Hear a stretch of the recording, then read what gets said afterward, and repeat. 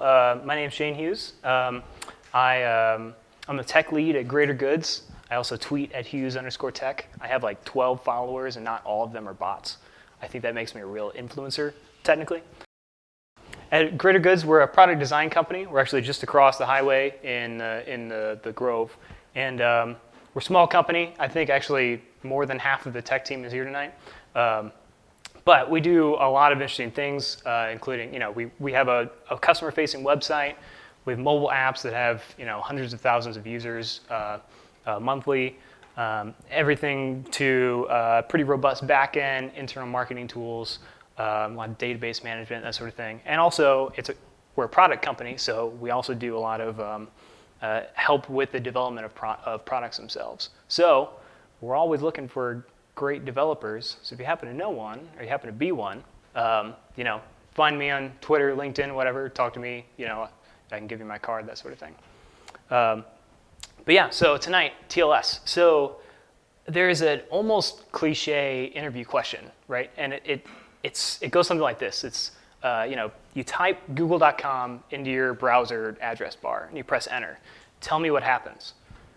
The question is absurd, right? Because there's so much stuff that happens. You could talk about the circuit that's under the enter key, and then keyboard controllers and processor interrupts, all the way to things like transport layer protocols like TCP, Ethernet, Wi-Fi, all the way to the other side of JavaScript, HTML, how things are painted on the browser screen.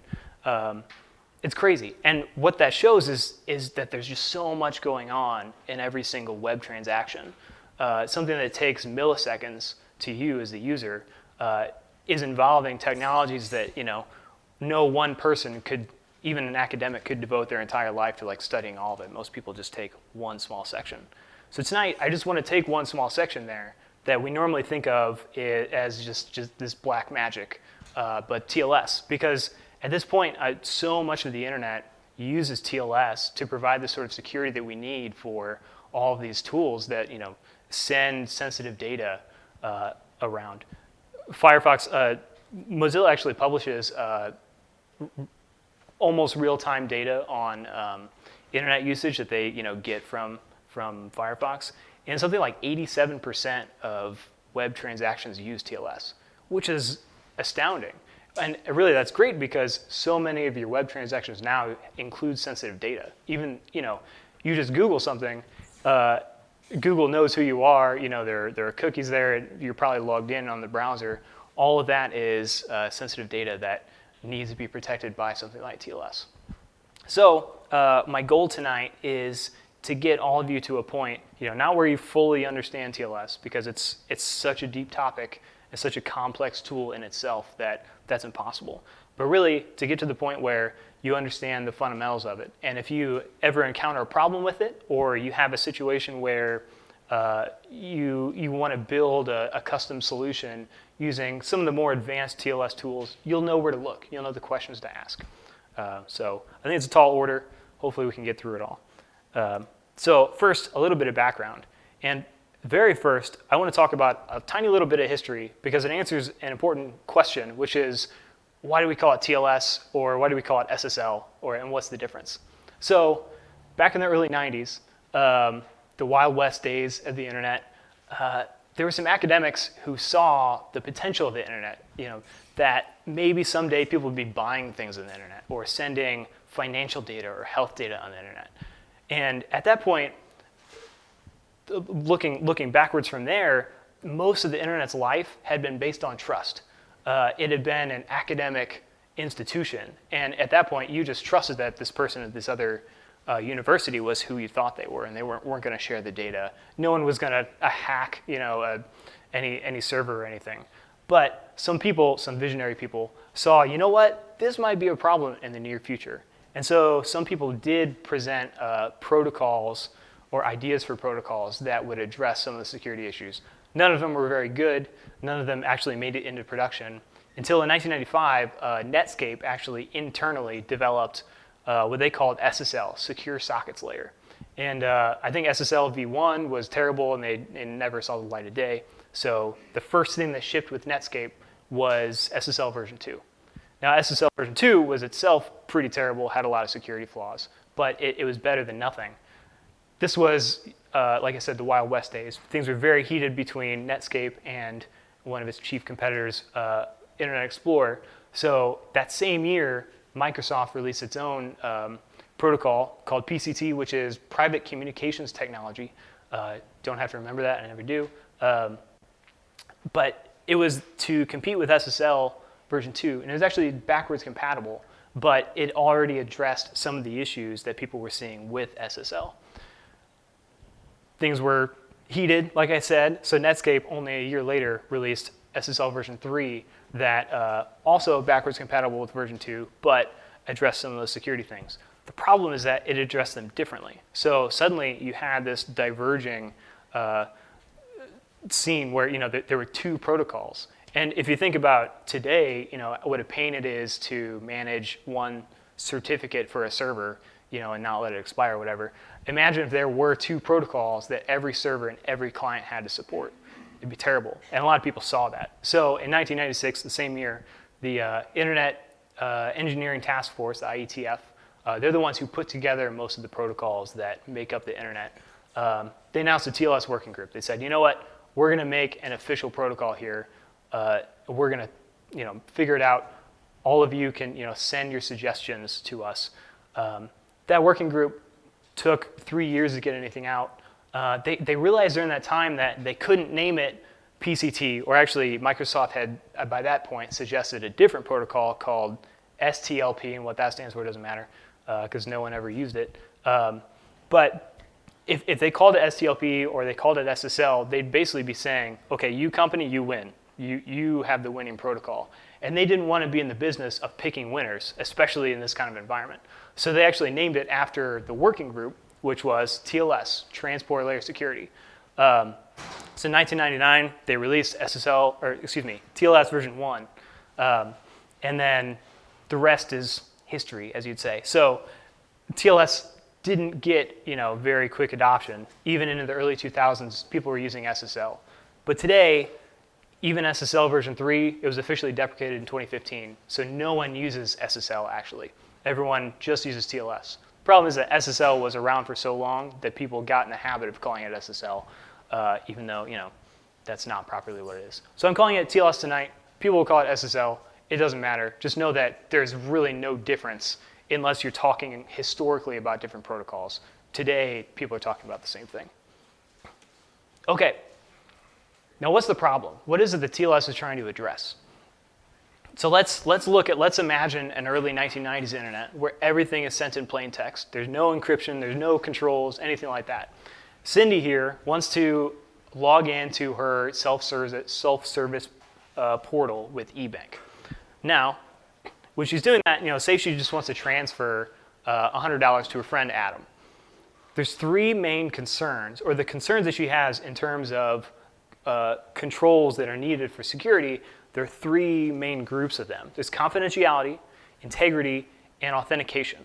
If any of you are well-versed in cybersecurity, people will talk about the CIA triad. This is not it. So confidentiality and integrity are that, but the A is actually usually availability. TLS doesn't talk about availability. That's more how you server uptime, that sort of thing. But here with TLS, we're talking about authentication instead. So let's go through each of these and look at real-world problems that can arise. So first of all, you don't even need a malicious actor.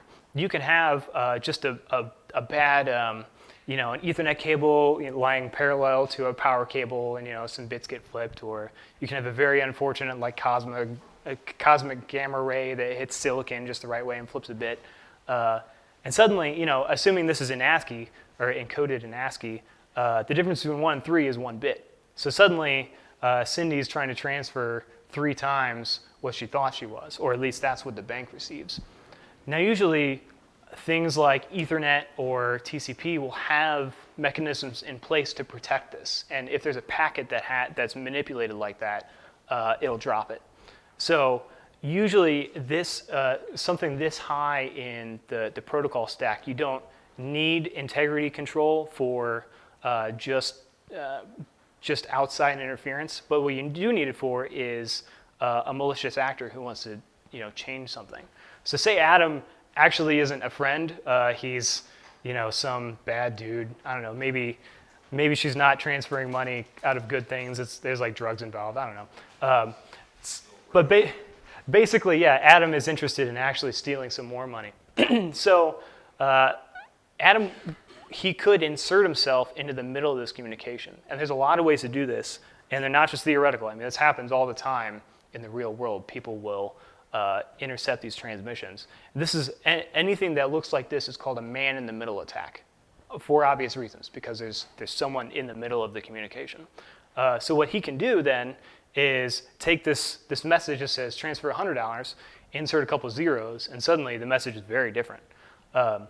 And if there's someone malicious who's doing this intentionally, they can change those controls that exist at the lower levels so that it looks like the message hasn't been tampered with.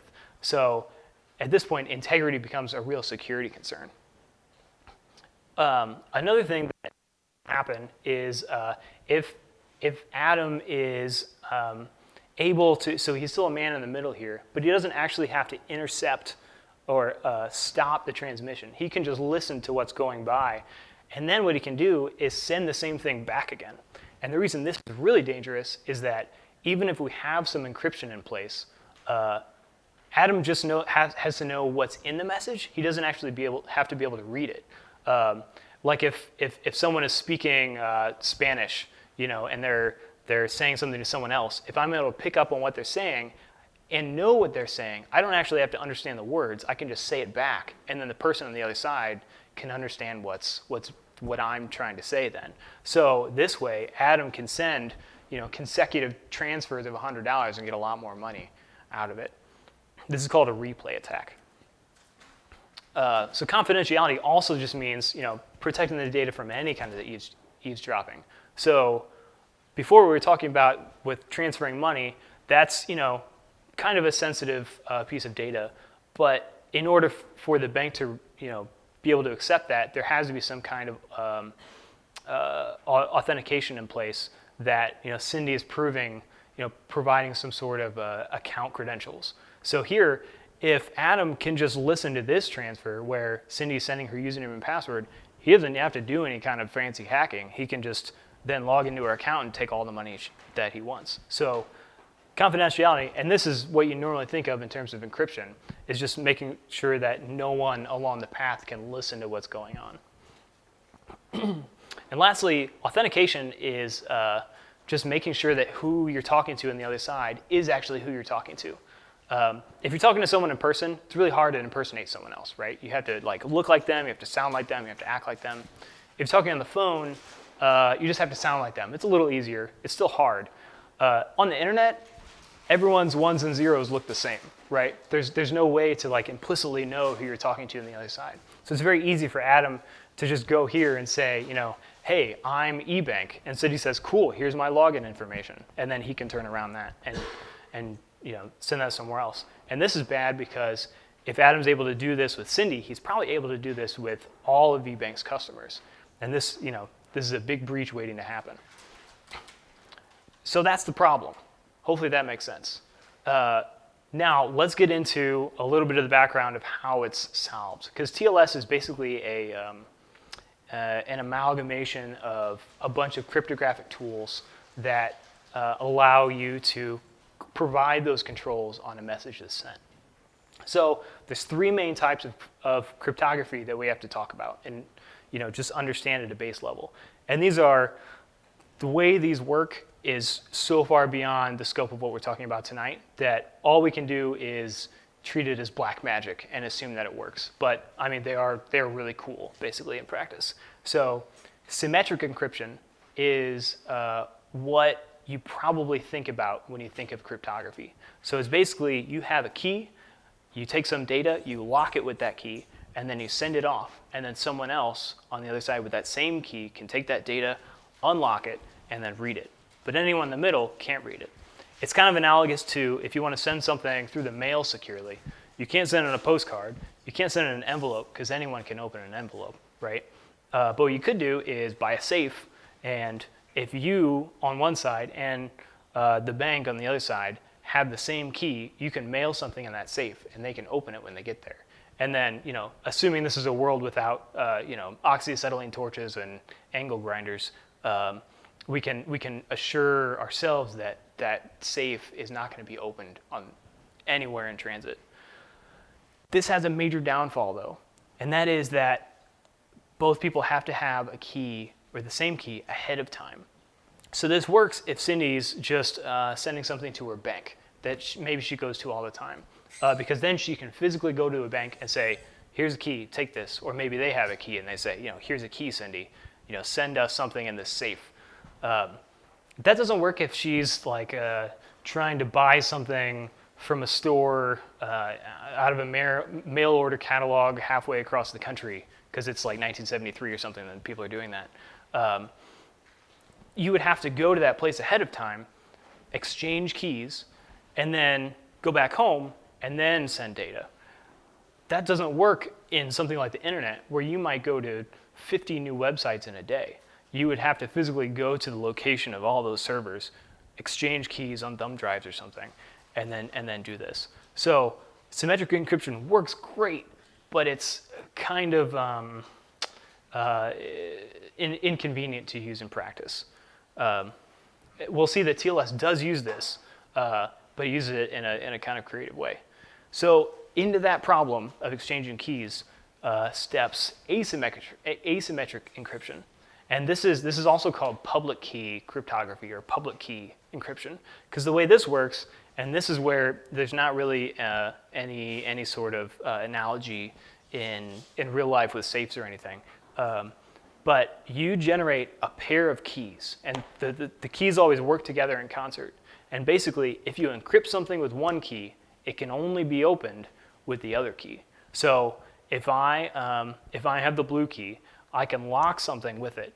I can't unlock it with that blue key. The only thing that'll unlock it is that red key. Typically, the way this is used in practice is you generate this pair of keys. One of them you keep to yourself privately. You keep it secure. And then the other one, your public key, you can send to the entire world. It doesn't matter who has it. Nothing, no one having that public key will compromise the security of that situation. This is really cool, because then Cindy can just like call up the bank and say, hey, I need your key. Can you like mail it to me or something? And then she gets that public key, and then can lock something with that public key, send it to the bank, and know that that bank is the only one who can open it. And she'll never have to actually physically go to that bank in order to do that sort of thing. There's a problem here. Asymmetric cryptography is slow. It's hard to compare because the algorithms are so different, but it's at least 2 orders of magnitude slower. So if you're trying to do something on the internet at internet speed or web speed or whatever you want to call it, this is too slow. This is going to be the slowest link in the chain. So lastly, the third cryptographic concept, and this is probably the hardest to understand, is hashing. So a hash is a secure checksum. That was a checksum. A checksum is basically a way of taking a bit of data and then kind of boiling it down to a much smaller value that is a specific size.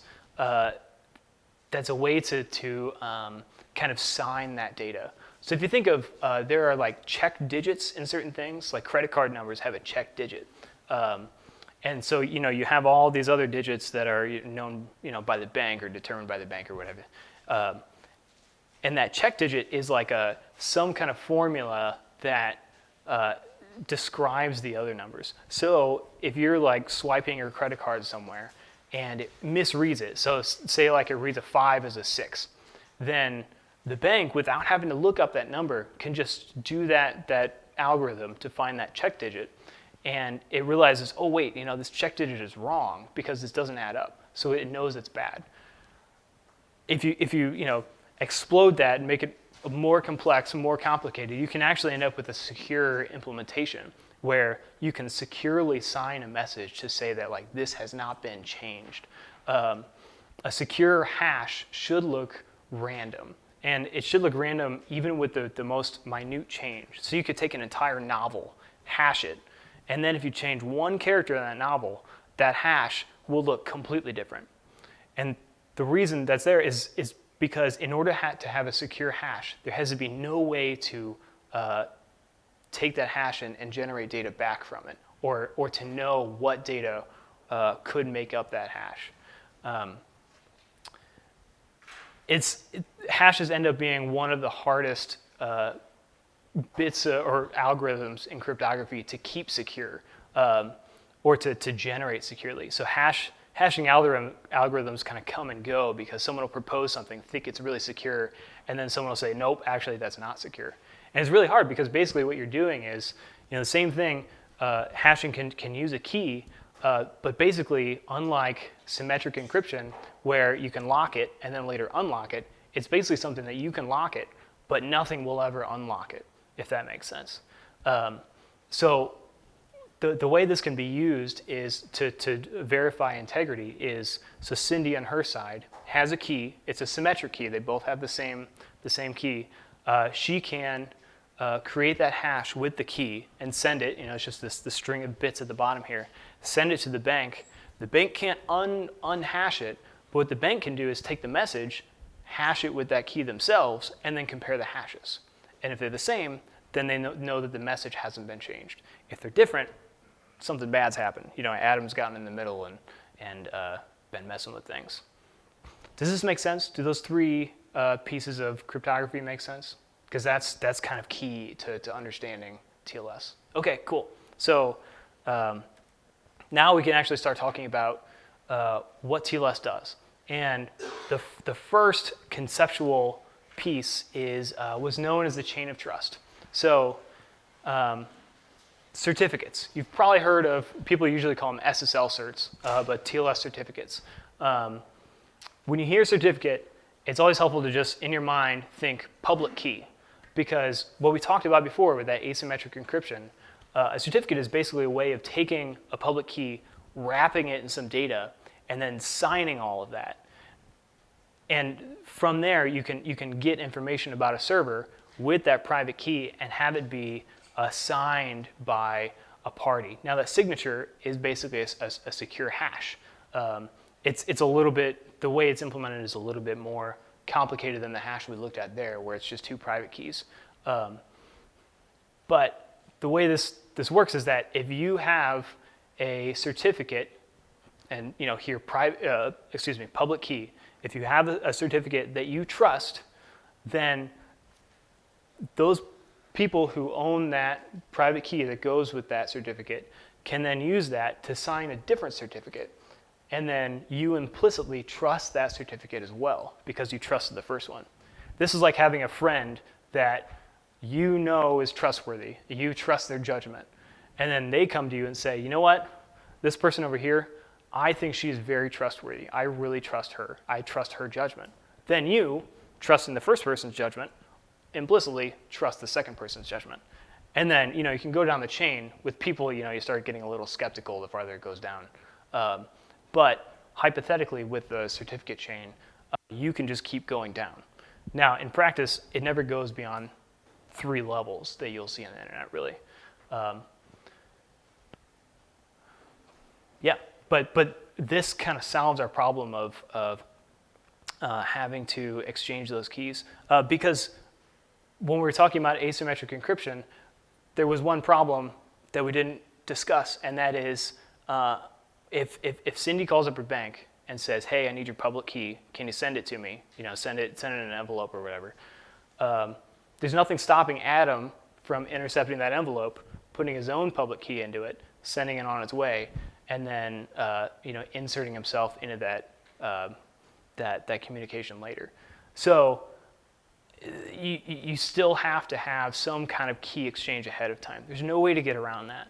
But this way, you can kind of boil the whole problem down into just having a few keys instead of having all the keys that exist out there. And you can trust out of this web. So those root things that we trust on the internet, those first degree friends that we have that we trust, are called certificate authorities. And these are usually companies that have a lot of money and do a lot of business in internet security. this is actually a list. I know it's very small, but I mean this is only A through C of the certificate authorities that are on my MacBook right here. I didn't install any of these. These come installed by my operating system or my browser. But these are those first degree friends that we trust on the internet. These companies typically provide very tight security around these keys because if one of these is breached, it's a huge problem for the internet, basically. These keys, if you can read this at all, you've got this is just the name, and then over here is an expiration date of the key. Now, typically, if you look at server, like they call them end entity certificates, the certificate that you would get on a server that you have, the expiration, like for a Let's Encrypt certificate, is usually just like 3 months. AWS, I'll usually get like 13 months, basically, but it's not very long. These certificates, some of them you'll see are in the 2040s. There's actually a few. It's kind of interesting. I've noticed a lot of them expire in January of 2038. I don't know if that rings a bell for any of you, but that's where the epoch time, the flip, and it's very strange because TLS certs don't represent time that way. They use it in just a year, month, day, and then time sort of thing. So very strange. I haven't figured that one out, but that just gives you an idea of how long these are supposed to live. And that's because updating them on a machine is actually pretty difficult to do securely. So what these companies do, since this is going to last for decades, and if this ever gets out, it'll break the entire internet, they'll keep them under very tight lock and key. These are not the certificates that sign the certificates that you get on your servers. What they'll do is sign an intermediate certificate. Typically, a company, sometimes it's the same company, like Amazon, or DigiSign, people like that. Sometimes it's a different company than what the certificate is, and they just have an auditing process to make sure that company maintains the same kind of security standards. But those intermediate certificates have a shorter lifespan, and that's what ends up actually signing your keys. And so that's where that chain comes in. And this altogether makes up what we call the public key infrastructure, or PKI of the internet. It's an entire web of certificate chains that spring from these certificate authorities. Like Let's Encrypt issues like 1 million certificates a day. It's insane. But they do all of that through intermediate certificates, which are just based on a few, or maybe just 1 or 2 root certificate authority certificates. This is, on the right side, again, it's probably pretty small, but most of it doesn't matter. But this is the beginning of the certificate for greatergoods.com. And just a few interesting things to point out. There's just a signature algorithm that's SHA-256 with RSA. So that's SHA is a secure hashing algorithm, and then RSA is that public-private key asymmetric encryption. Certificates will always have a not before and not after, and that means issued at and expires at. On the internet, if we're making web requests, there'll always be a subject that is the host name for the server that we're putting the certificate on. So here it's greatergoods.com. And there's all sorts of things about subdomains, or there's wildcard, star.greatergoods.com. You could get that as a certificate too. And then here, this big chunk in the middle, this is the public key. Here this is RSA. RSA is an asymmetric encryption algorithm, and it uses it's based on like modular exponentiation of very large prime numbers. So this here is a prime number. This is the modulus that goes into it, or it's a pseudo prime or something like that. I don't know. I don't know exactly. I'm not going to pretend like I understand RSA. And then so RSA keys are always, they have a modulus and an exponent. The exponent is almost always 65537, which is binary, it's just 1, 0, 0, 0, 1. And that works better for some math reason. But yeah, so this is the meat of the certificate, and then here you have extensions, and there are things like where who signed the certificate. Obviously, that's important. Alternative names for the host, that sort of thing. So there's all kinds of data that can go on a certificate, and all of this gets bundled up in a signature, which you can't see because the certificate goes way down off the page. But that certificate is just or that signature on the certificate is just a hash of that certificate. And all of this data, anything that's on the certificate, ends up in that hash and can be, you can ensure that is, or the person who's signing it is ensuring for you that is actually true information. All right, now let's talk about how TLS works in practice. And the best way to do this, I think, is to look at an actual TLS handshake. So look at a client and a server establishing TLS, because the meat of TLS is in establishing a session. Because what you want eventually is just to be able to send information and have it be secure, have it be encrypted. But in order to do that, there's a lot of steps, because as we saw, there are a lot of problems. There are a lot of attack vectors that are possible. So on the left there, I've got a little diagram of the handshake. And we'll go through all of this. I promise it won't be too boring, because there's a lot that goes on, but it's still actually pretty simple. So first off, to be polite, the client sends a client hello. And that client hello selects the version of TLS. And TLS, I said that version 1.0 was released in 1999. Version 1.3 was actually just released last September, I think. So it hasn't gone through a lot of revisions, but each revision is pretty major. And so like 1.3 is not going to be backward compatible basically with 1.2. So the client and the server have to agree on a version. And there are things called like downgrade attacks, basically, where like one party wants to use one version of thing, but then the other party, the malicious party, says, no, actually I want to use this old version that's actually not secure anymore. So servers are usually configured to only use versions of TLS that are known to be secure still. So in this case, this here, I'm just showing, I use a tool called OpenSSL. It has a great command line tool set. And here, this tool is called S-Client. It's S_client. I think it's secure client is what it stands for.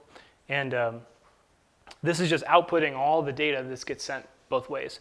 Most of this is entirely illegible, and that's fine. So it's just, hex on the left, and then this is, any ASCII representation. The only thing you see is creatorcooks.com, because that's who I was talking with. So it sends a TLS version. The client will offer a list of cipher suites. Now, a cipher suite is, because TLS will use multiple cryptographic algorithms through this entire process. So a suite is basically a collection of, okay, I want this symmetric tool, I want this public key, encryption, I want this hashing algorithm, putting those together. That's what a cipher suite is.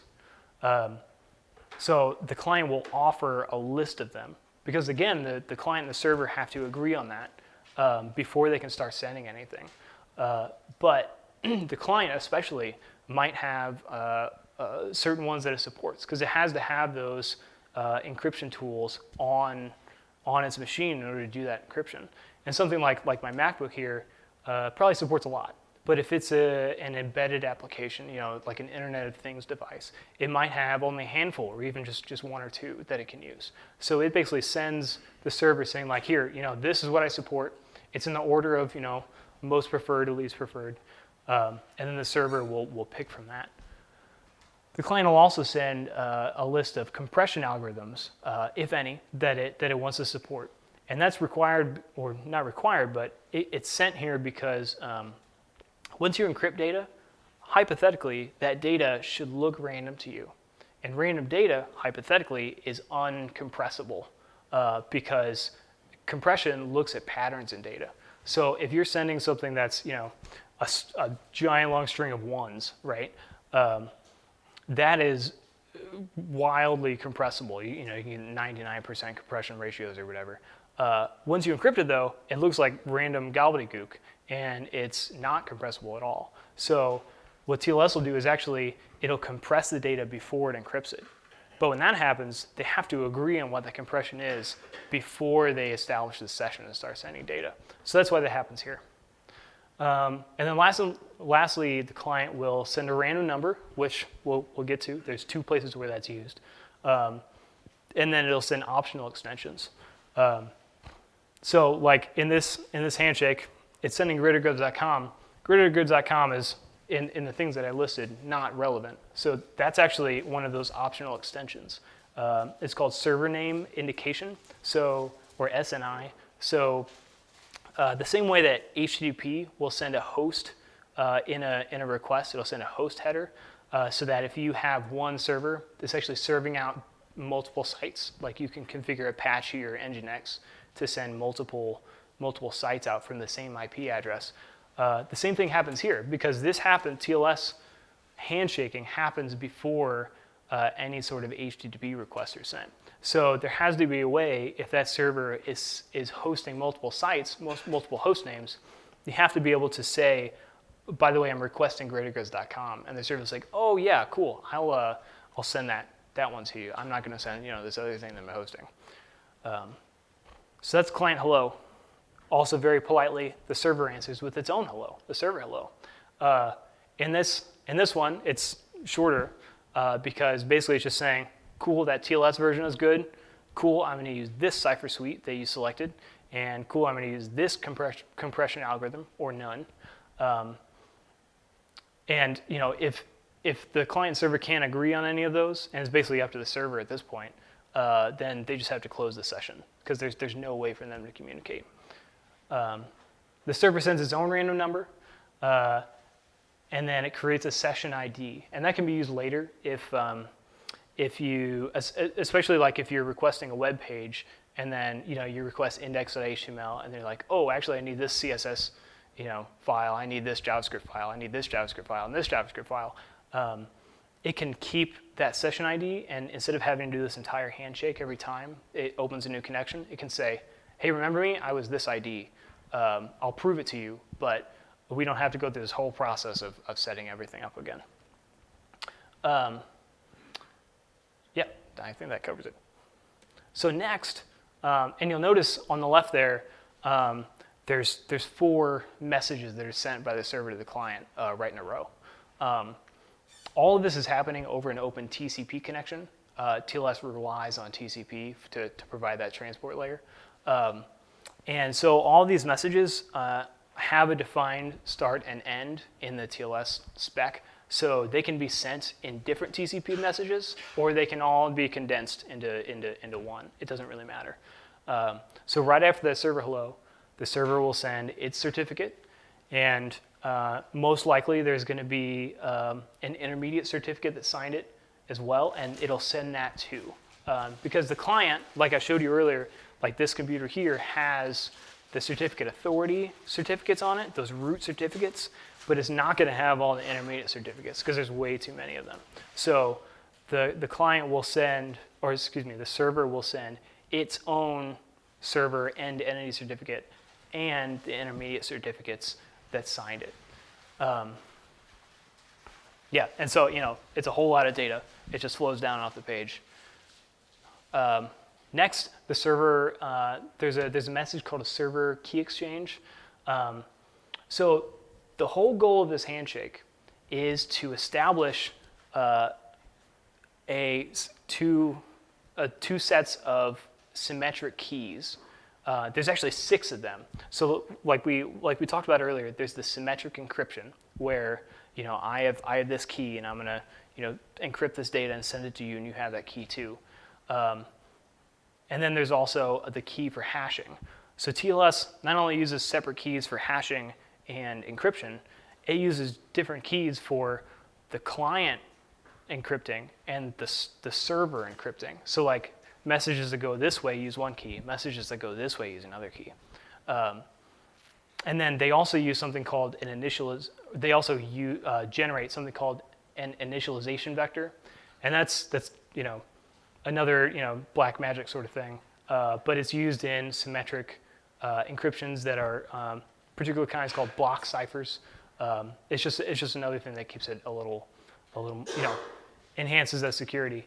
But yeah, so the handshake, what's going on is they're using this public key encryption, which is slow, to generate 6 different keys that can be used to encrypt and maintain integrity for communication later that'll go a lot faster.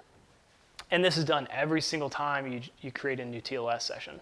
And the idea here is that even if a public key gets breached, a private key gets breached, like a server gets hacked into or whatever, if someone's been watching all of the data that's being sent, they still wouldn't be able to encrypt that because they're not using that key directly. They're actually generating keys. And then to make things even more confusing, those private keys, those symmetric keys, never actually get sent in this message. There's more black magic cryptography going on using some algorithms. One of the best known is called Diffie-Hellman, where basically you have a private value and a public value, and then the two parties send each other's public values, and they use the private value to kind of manipulate that data a little bit, send it over, and then all of this gets put together in a way that there's actually no exchange of any of these sensitive values. So even if you know what's going on, you're listening to every single step in this handshake, there's still values you don't have because they're being kept privately on each side in order to generate these things and not have them ever be leaked. Like I said, crazy complicated, kind of wild. The public key is only used to encode, but the private key is used to decode? Not necessarily. So that when you're sending data this way, that's true. So because if you encode something with your private key, then hypothetically anyone in the world can decode it, right? So it's not secure in any way. But where that is valuable is when you're signing something. So you then can prove that, like, this is me, this is my signature, if you sign it with your private key. Because the only one who can do that is someone who has that private key. And then other people can verify that with your public key, which everyone has. They can sort of decrypt that and then look at and say, oh, okay, this is clearly someone who has this private key. Does that make sense? So it's the opposite. You use the private key to encode. Well, it's both. So in terms of sending data, it is you always use the public key to encode and the private key to decode.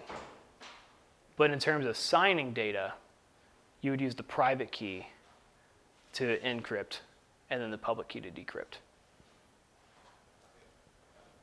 Okay, I know it's wild. I've been looking at this for a long time, and it's mind-boggling how it all works. But this step, so this server key exchange, something like Diffie-Hellman, where they're generating this key together, and they're generating a master key, and they use that master key to generate the 6 keys that are needed to send stuff. It has to send a little bit more data. And so that's what this step is for. There's just a few extra parameters that get sent. So then the server says, okay, client, it's up to you. I'm done with this. And there's literally no data that's sent in this one. So now it's the client's turn to come back and say, cool, all right, it's my turn for client key exchange.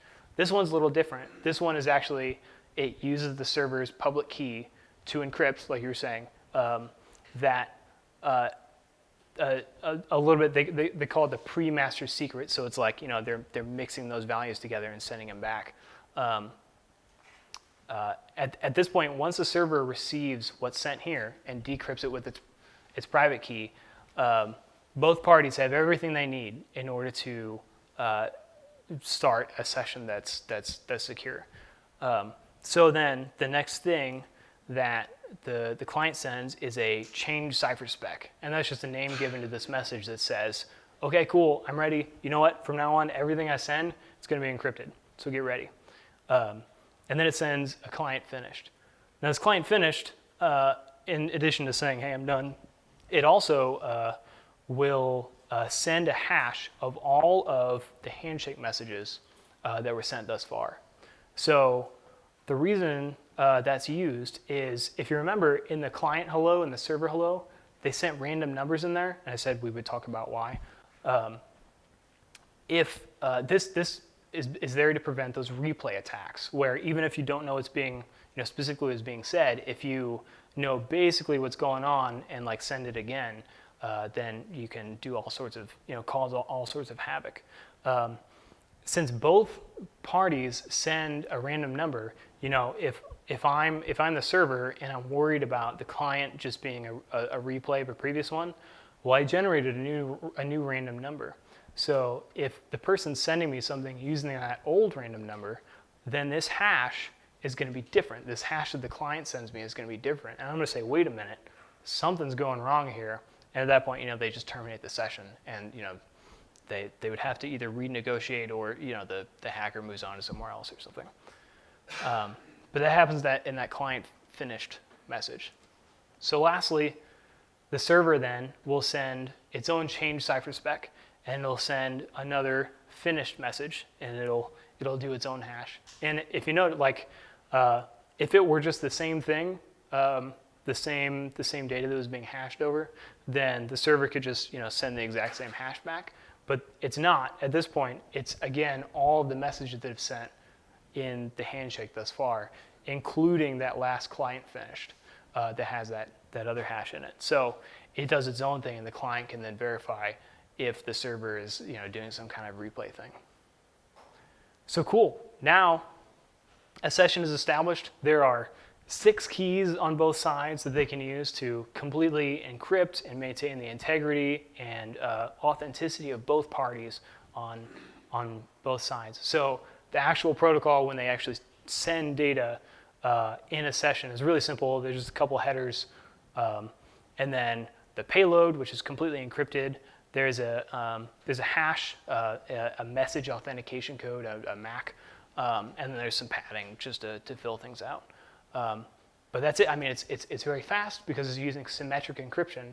But you're maintaining the confidentiality there, but you've used asymmetric encryption to ensure the authenticity of both sides. This over here this isn't a real thing that's ever sent. This is OpenSSL's summary of the session that I generated and what was going on. So this is TLS version 1.2. Though the internet hasn't really moved to 1.3 yet. It's still using 1.2. This is the cipher suite. So it's Diffie-Hellman, particular flavor. Use RSA, AES 128. AES is Advanced Encryption Standard, something like that. That's the symmetric algorithm. So AES 128 GCM is that entire algorithm. And then SHA-256, that's the hash. But that's that suite of cipher or of ciphers that it's using. Session ID, master key. This is a sensitive piece of data, but you can't steal anything, if you copy it down.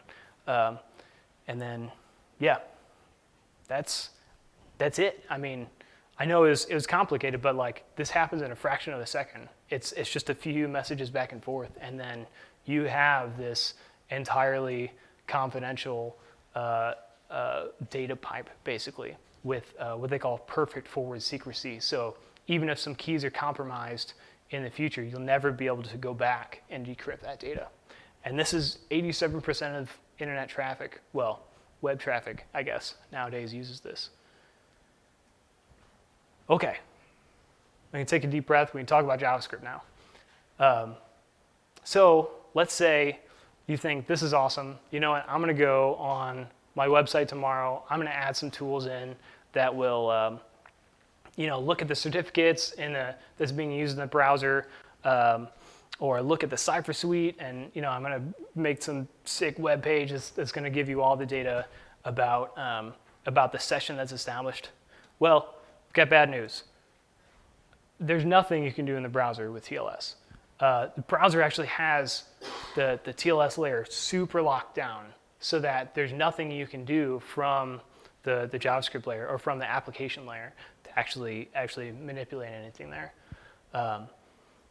Really, the only thing you can do is, if you're making an AJAX request or something, you just put that S after the HTTP to make sure that the initial request uses TLS. Yeah, everything else, because the browser handles all of this, and I'm sure you've all seen, you go to a website and you get a big warning, and it's red and it says this site may not be private. That's the browser telling you, hey, something went wrong in this TLS handshake. This certificate is expired, or it's not the domain that they're claiming they are. But like once you get into the website, that website is completely separated from the layer below it. So in JavaScript, if we want to mess with TLS, we can do it in Node. And Node actually has a really robust tool set for using TLS. The base one is the TLS module. So this, if you want to create a bare TLS socket, a bare pipeline for data, this is not sitting on top of HTTP. You can implement any kind of protocol you want on top of it. This is the module for you. So it's really simple. I mean, I'm only showing you two options here. There are more.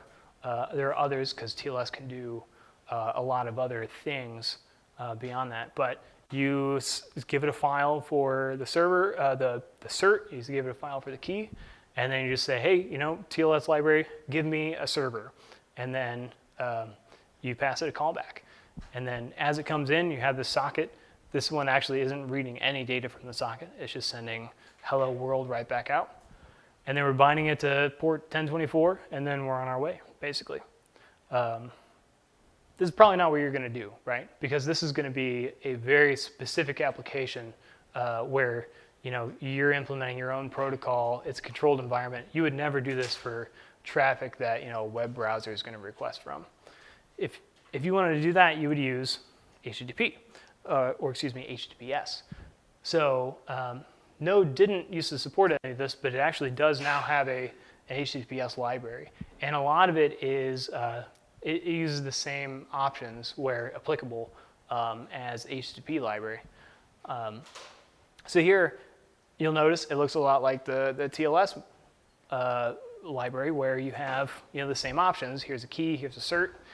But here you're saying HTTPS create server, pass in an options object, and then you get the classic request and response objects back. But again, you're just passing a callback on what to do on incoming requests. And then again, we're binding, in this case, the proper port for HTTPS is 443. So we're doing that there. And yeah, so it gives you the ease of an application layer protocol. You can, write a response code without, writing all of that out yourself. But again, this isn't quite what most of us are going to use, right? We don't want, there are frameworks out there. We don't want to just, use a bare HTTPS connection. We want to use Express, right? So here, the same thing. It's actually pretty similar. We're requiring the HTTPS module, but this time we're also requiring Express and creating a server out of it. And here's just one very simple piece of middleware. If you get the root endpoint, you're getting back 204 as a status code. Same thing though, same options object that we're sending in with that key insert, and then in this case we're using the HTTPS library, creating the HTTPS server. But we're sending in the Express server as that callback, and that's where Express ties in. And then again, binding it to 443. This is where this is what I run in production, because most people who use Node for web servers know Express, know how to write that middleware and use that to make endpoints. So this, from here, you can just make the giant web server of your dreams, or whatever microservices you want. Yeah.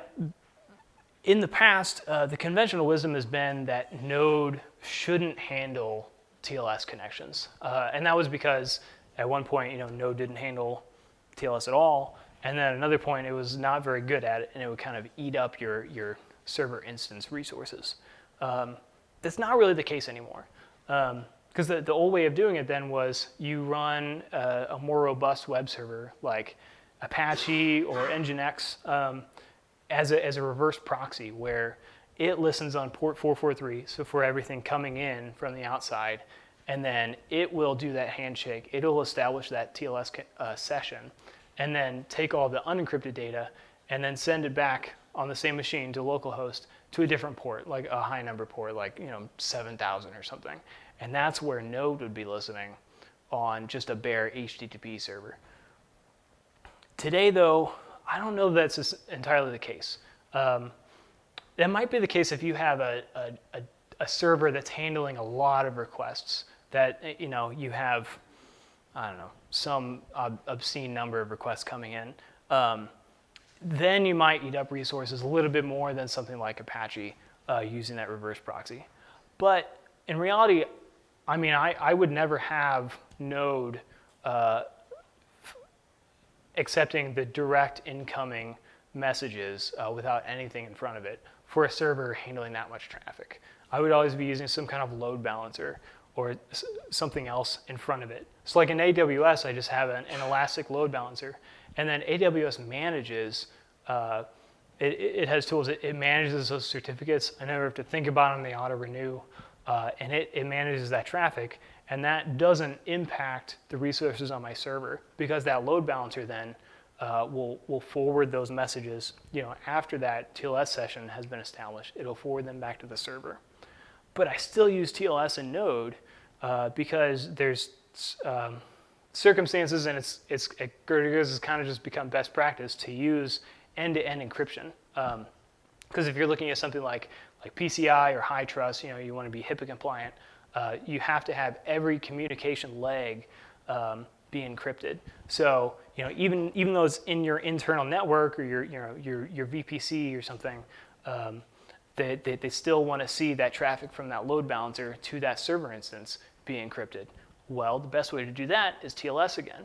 It looks a little different though, because you don't have to have the same sort of authentication going on, or at least not to the same level that you would the other way. So TLS is super useful there, and that's what I do in production, and it works great. So that's it. That is how we hopefully we've gotten to a point where you understand TLS a little bit better, and then if you ever run into a problem, first of all, if you see that message saying this page, your connection may not be private, I think is Chrome's actual exact language. If you read the actual reason, hopefully it'll make a little more sense to you. TLS though is also like a very expansive tool. There's a lot more things you can do. The reason I got into this, we're working on a project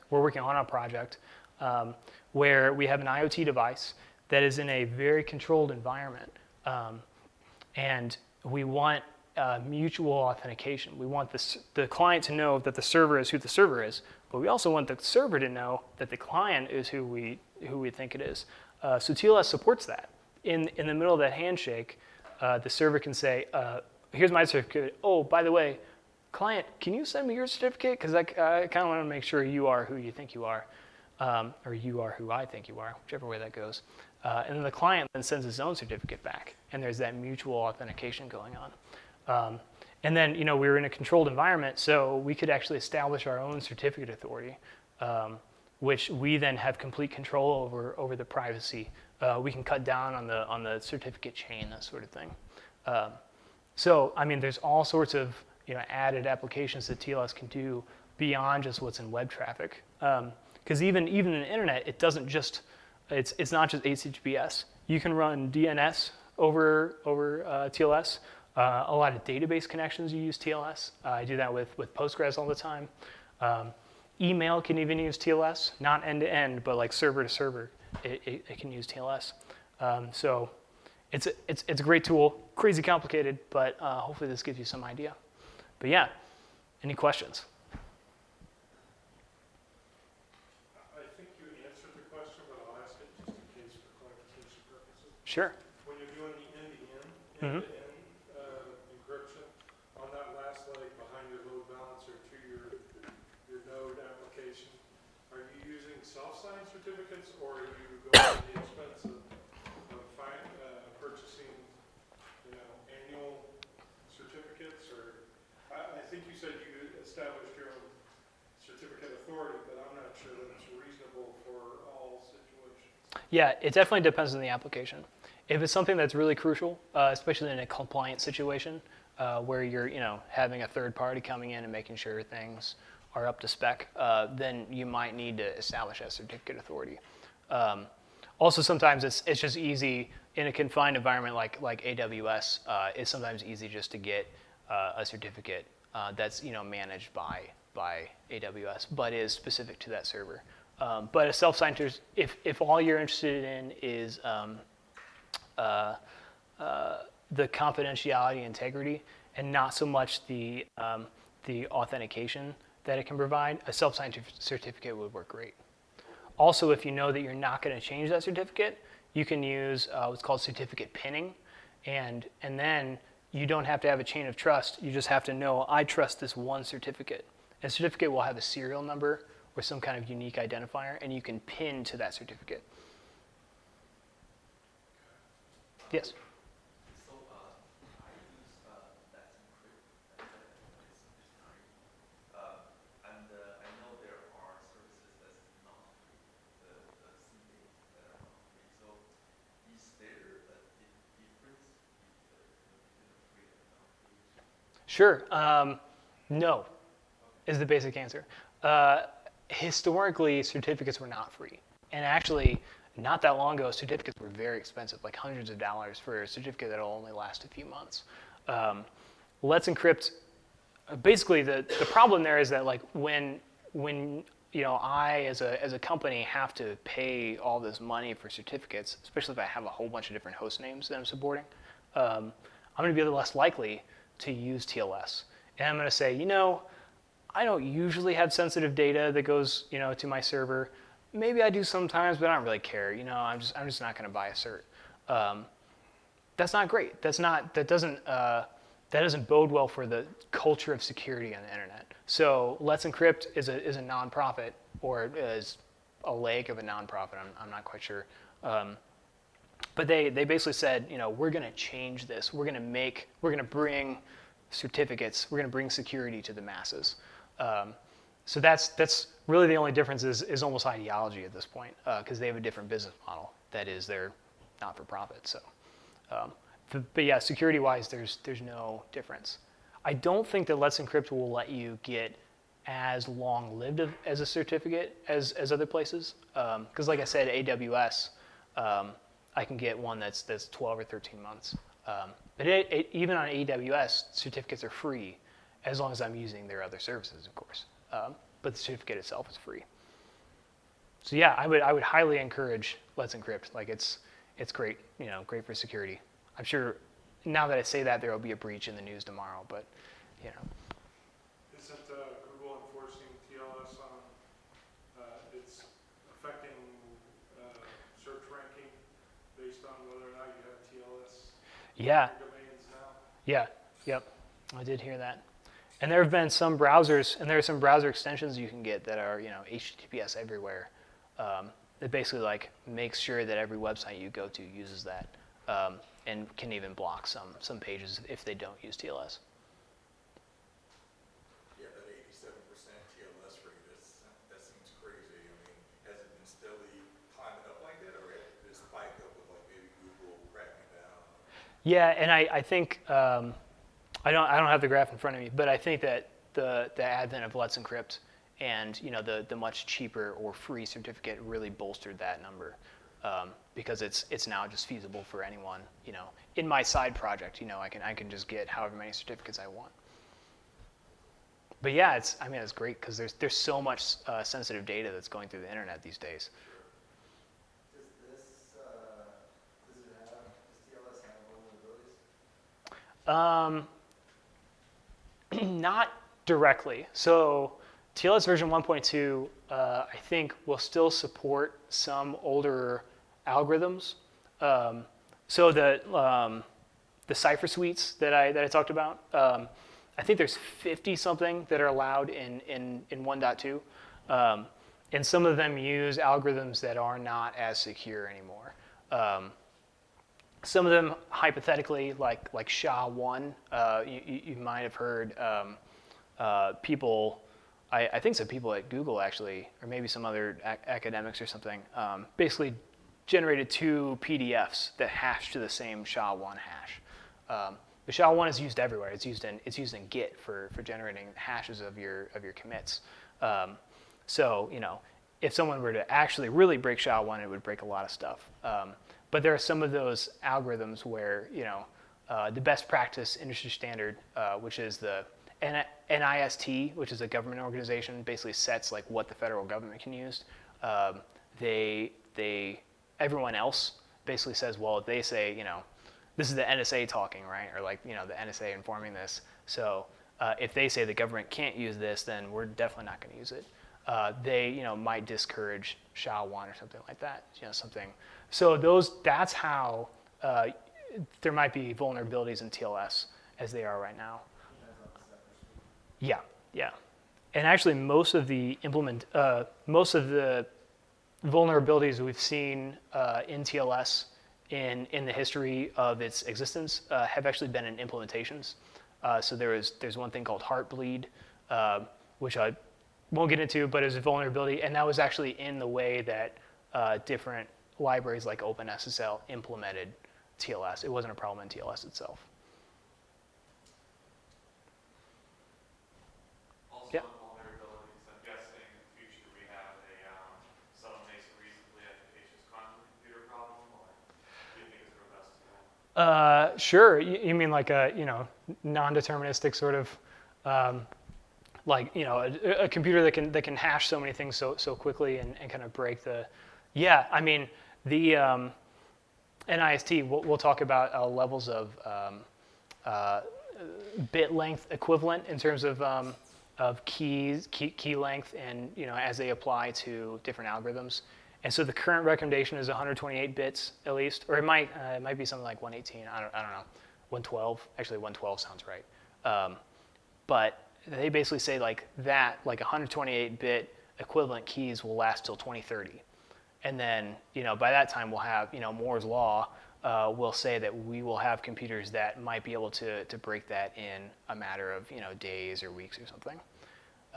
Because actually some of the block ciphers that we used to use, like DES, nowadays those can be broken in hours basically. Because the computers of the 90s were so much less powerful than we have now. So if you think of that difference, look at 2040, 2050, and yeah, like some of the things that we use today could be completely broken. But that's kind of baked into the idea. So like those root CA certificates, they'll go to 2040, but the ones that last that long will use like the best or the better algorithms that we have today, because the expectation is, by then it'll still be okay. Hopefully that answers that question.